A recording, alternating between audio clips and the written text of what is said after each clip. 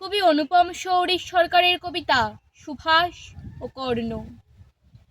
এক একজন মানুষ পৃথিবীতে আসেন আপনার মতো আকাশ ছোঁয়ার স্পর্ধা নিয়ে, এবং তারা আকাশ স্পর্শ করেন। এক একজন মানুষ পৃথিবীতে আসেন এবং আপনার মতো রচনা করেন অপরাজেয় মানবের ইতিহাস।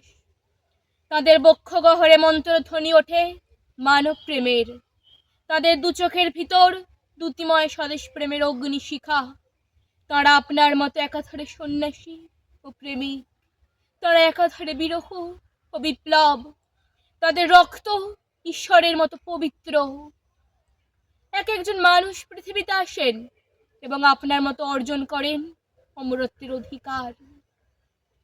কখনো আপনাকে দেখে ভেবেছি আপনি হতে পারেন মহাভারতের ভীষ্ম, হতে পারেন দ্রোণাচার্য। আপনাকে কৃষ্ণ ভাবতেও আপত্তি নেই, আপনাকে অর্জুন ভাবতেও দ্বিধাহীন।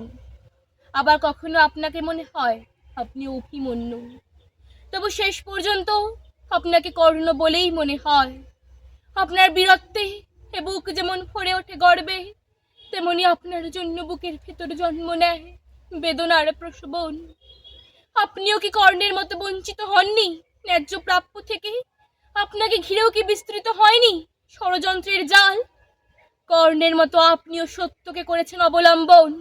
আপনিও ধর্মশুদ্ধ সূর্য প্রতিম ত্যাগব্রতী বীর। কর্ণের মতো আপনিও যুদ্ধক্ষেত্রে মেনেছেন পরাজয়। তবু কর্ণের মতো আপনিও জিতেছেন। আপনিই জিতেছেন লক্ষ কোটি ভারতবাসীর হৃদয়।